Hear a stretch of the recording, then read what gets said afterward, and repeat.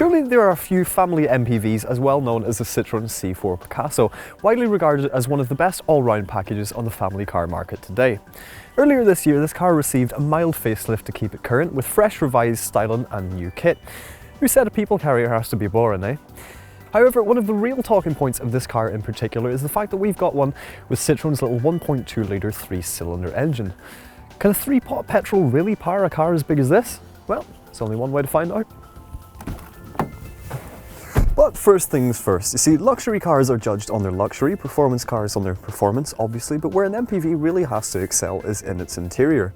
The material quality is much better than the previous one, and it's got a comfortable luxury feeling with lots of light let in, courtesy of this huge windscreen and the split A-pillars. Now, this is actually the Touch Edition version, which is the entry-level trim, something which is a bit of an oddity for us press guys, as they tend to send us the most juiced-up cars possible. That said, for the absolute basic car, the amount of kit that you get is impressive, with cruise control, rear parking sensors and this 7-inch touchscreen infotainment system, which isn't the best or the most straightforward system of its kind to use, but which does get the job done. The seats are comfortable and the driving position's good as well, while it also comes as standard with things like start-stop and hands-free Bluetooth connectivity. Higher feel and flare trims add things like a reversing camera, which is handy, along with an automatic tailgate and larger full-colour instrument display. If you want a bit more, then there is also the option of things like sat-nav, which many buyers will find handy, along with larger alloy wheels and a panoramic sunroof, although even for the most basic trim, this car has got all the essentials. The car's got room to fit up to 5 adults, and even 6-footers will have it good thanks to these comfortable reclining seats and the tall roof. If you need even more space, then there is also the Grand Picasso version, which can seat up to 7. It's very child-friendly as well, with 3 ISOFIX points in each of the rear seats to fit 3 child seats abreast, along with these fold-down tray tables. Our car also comes fitted with the optional Kids Pack, which for £150 adds these integrated blinds to keep the sun out of your little one's eyes, along with an extra mirror to keep your eyes on your little ones. As standard, the C4 Picasso scores a full 5 out of 5 for crash safety according to Euro NCAP, while it also comes with optional safety extras like blind spot monitoring and a drowsiness detector system which senses when you're getting tired. The boot is also very practical, with 537 litres as standard, although you can extend that to as much as 630 by sliding the rear seats forward.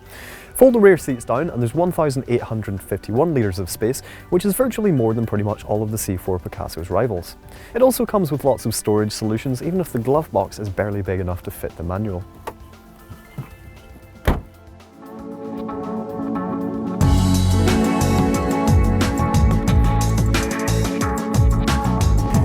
Now, as we stated before, the engine in this car is remarkably a little 1.2 litre 3-cylinder petrol, something of an oddity in the MPV world. Indeed, there are 1.6 and 2 litre diesel options available, which will probably be the best sellers, but we'll leave those for a later review.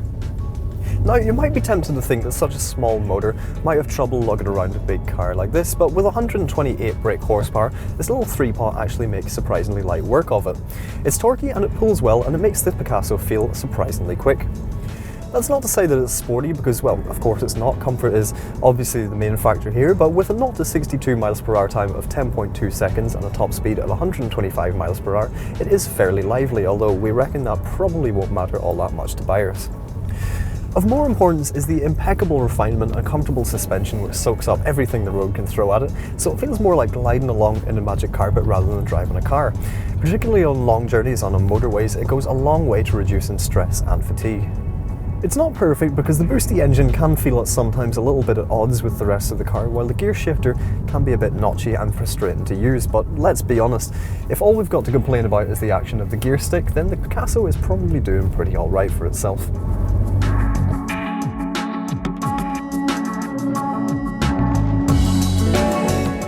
Pricing for the Picasso starts from $19,635, while the range top and flare trim will set you back $23,895. As tested with a couple of extra options, our car costs from $21,430. Citroen says that this little 3-pot motor can deliver up to 56.5 miles per gallon with just 115 grams per kilometre of CO2.